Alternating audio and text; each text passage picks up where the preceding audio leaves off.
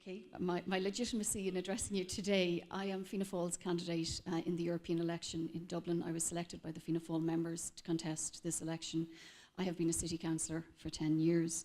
To me, just as a citizen in Dublin, it's very clear that climate change and the threat of climate change is the single biggest threat to humanity.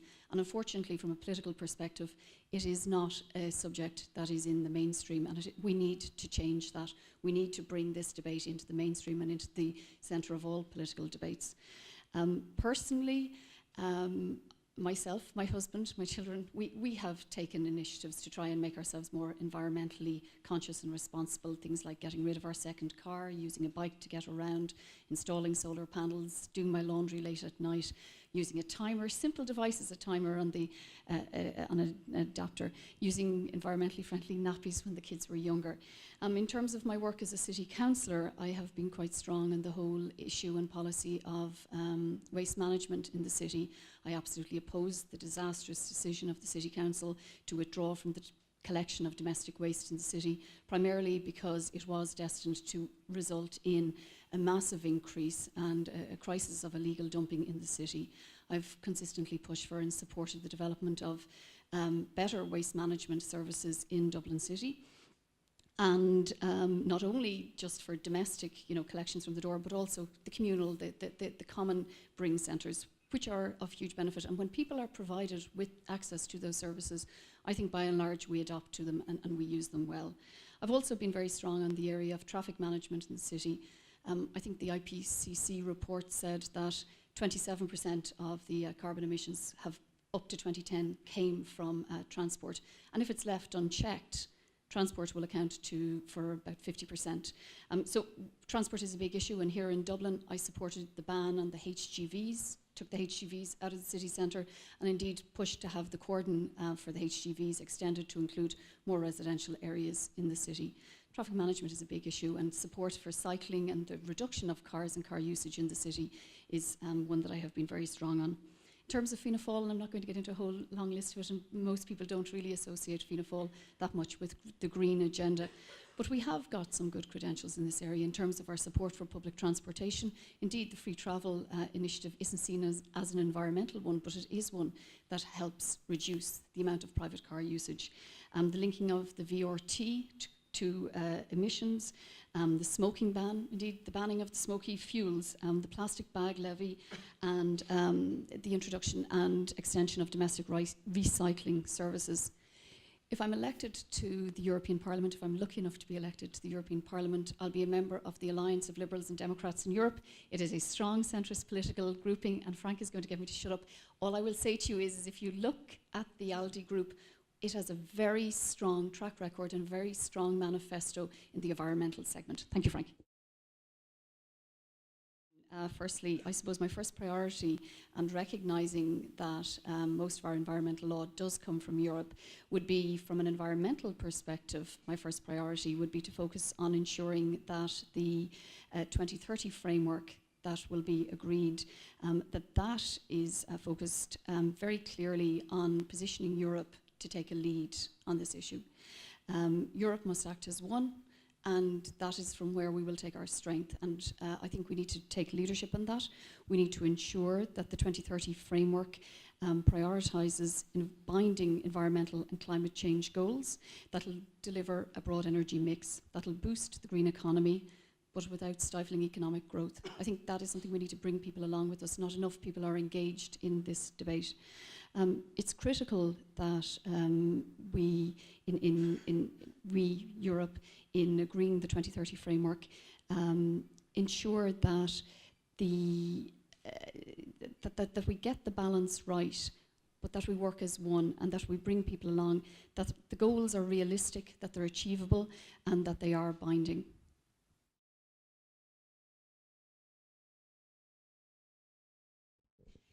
Thank you. Yes is the answer to the question. Yes, I would support the target of 55% by 2030. And I suppose the priority actions to do that would be swift completion of the EU internal energy market, including the construction of interconnectors and elimination of the cross-border barriers. I do have to support what Eamon has said, though. I think it is incredibly important that we have binding European targets, but we do have to take initiative at home, and I think Europe needs to drive each of the national governments to ensure that they apply binding targets and that those targets are going to be impactful. There is no point in us just having pan-European targets if the national governments are not made to take ownership and are not made to drive that agenda on a domestic level as well. Thank you for the question. Yes, our biodiversity is under threat, and just as a city councillor, I've supported, the city council has introduced biodiversity areas in our public parks, and at first it was something people questioned, but it's actually raising an awareness of it locally, and I think that's important. But to answer your question specifically from a European perspective, I do think the EU Habitats and Birds Directive is obviously the key piece of legislation, and we need to ensure that that is fully implemented. And if that is fully implemented, it'll not only have an environmental benefit for us, but it will also have an economic benefit to us. We lose a lot economically by loss of our biodiversity. I think specifically the Habitats and Birds Directive can really, if we ensure that it's fully implemented, can be very effective, but we just need to get, I think, more focus, more energy behind it. I think obviously also the protection of the Natura 2000 sites, that is incredibly important. So that would be my area of focus if I'm elected. Thank you.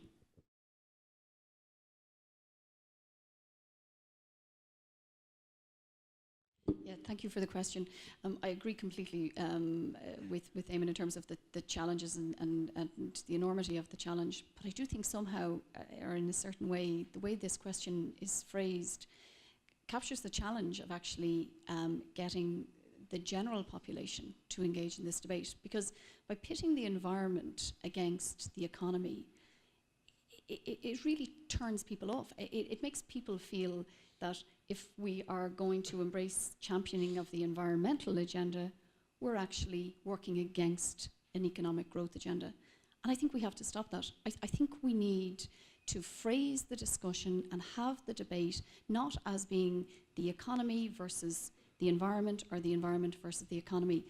They can't be mutually exclusive. We need to ensure that not only are we working to reduce the intensity of damage to the environment, but that we are working to really realise the economic opportunity of the whole green agenda, the whole green industry. And I think that is the big challenge for us.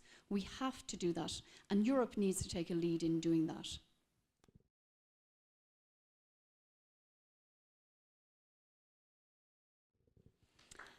I'm so tempted to say it's so hard to go after the leader of the Green Party on that question, but absolutely, I am opposed to fracking. I have to share with you what I'm thinking. Yes, absolutely, I am opposed to fracking. Obviously, the opposition to it in the first instance is, I think, the first step. Just I know from bitter experience with other, not these type of applications, but other applications, environmental impact assessments, strategic environmental assessments, they're all very well and good, but I just don't believe we need fracking. And so I would be opposing that, but if and when an exploratory licence was granted, absolutely, I would be supporting the need for environmental impact assessments and strategic assessments. Thank you.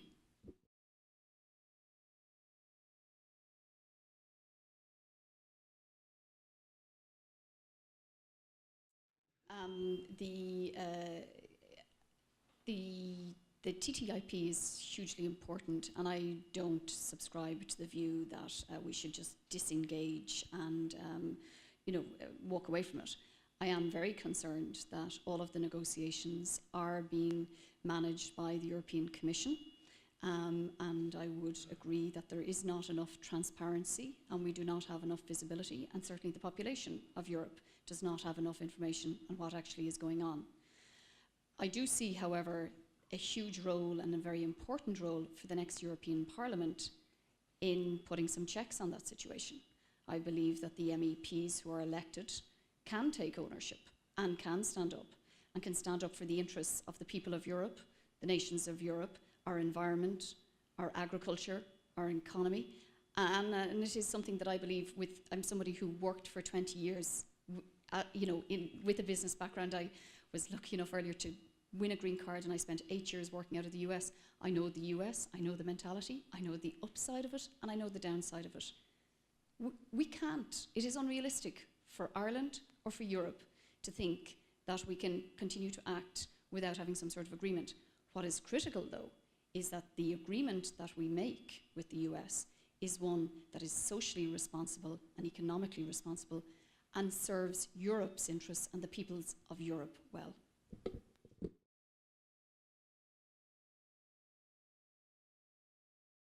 Yeah, I think that Europe, we should push to try and have a stronger European position on this. Obviously, a national position, but a stronger European position on it. And there is potential for us to, in terms of the product, in terms of the agri-food industry, it's big industry for us here at home, but it is a huge potential right across Europe. And for Europe, if it could see the potential in this and focus instead away from, obviously, the GM to the non-GM production, and over time it will become, I think, very apparent that there is a much bigger opportunity there for us.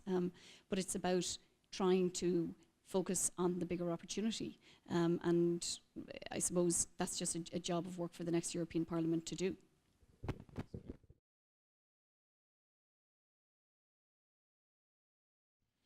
Yeah, I would agree. 10 years as city councillor, and I use a bike to get around, and I learned to cycle, and I'm not a cyclist, I use a bike to get around. But absolutely, it's a matter of personal change, and I think people will make the change. My experience here in Dublin, a lot of people have made the change when we've made changes like taking the HGVs out of the city centre core, reducing the speed limit, creating space for people to feel comfortable on a bike. Even just here, this small stretch of O'Connell Street from Abbey Street to the Quays, it's the only part of segregated cycle route, apart from the canal on the south side, in Dublin City. We need more of that. And that requires a mindset change, not just from the officials of City Council, but the people we are electing to the local authorities. Absolutely, I am supportive of the manifesto, and I'm supportive of any initiative that will promote cycling. But if we actually don't make it so that people understand that it is cheaper, that it is less stressful, and it is quite often much faster to get around Dublin on a bike than to get into your car and have the stress of parking and have the cost of parking and all that goes with that. We need to make that possible here in Dublin. I'll happily promote it and continue to promote it if I'm elected to Europe, but it is an issue for us here in Dublin.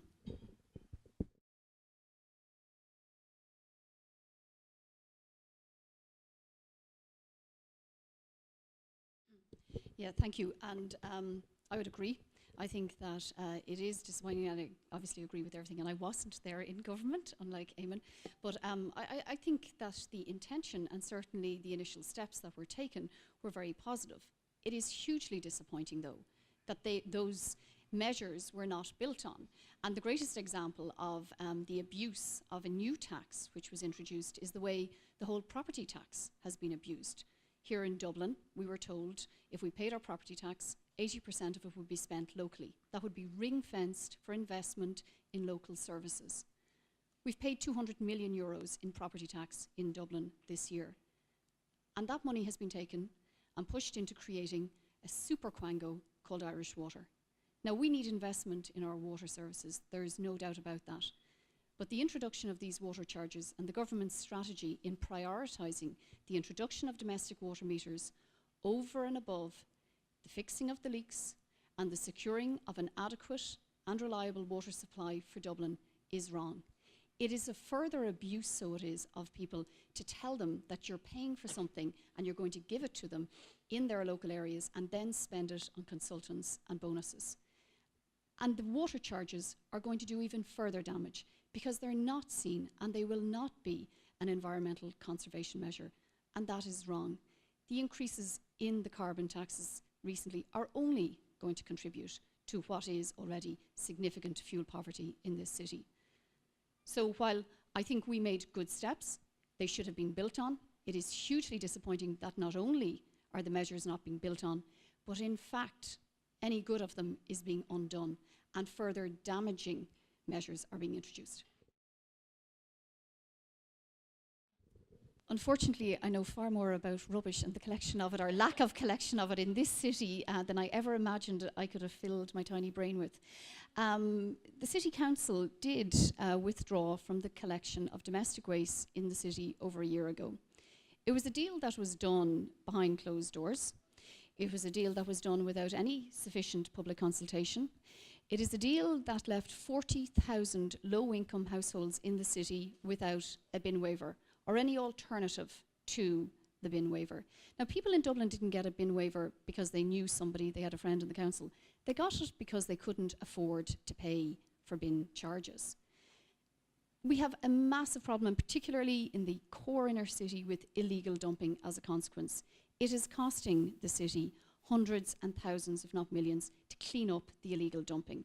The City Council is having to invest in CCTV. We've had to engage with, the City Council has had to engage the Gardaí to actually go door to door and require people to prove how they're disposing of the rubbish. So it was a disastrous decision. It left not only that problem on the ground in Dublin, which is damaging for the city experience for living and working and tourists, but it is also leaving us with millions of bad debts at the City Council.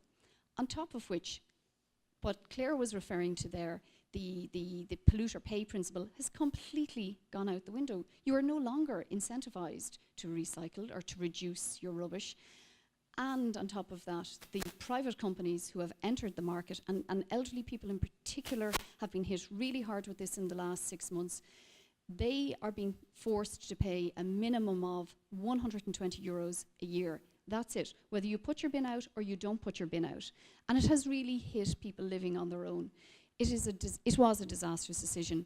There is only 6 Fianna Fáilers out of 52 councillors on the City Council. We voted against it, we opposed it, we caused special meetings to be held, but ultimately the majority prevailed. Sorry, could I just, as a point of information, is it not the case that decisions on waste management are taken by the executive?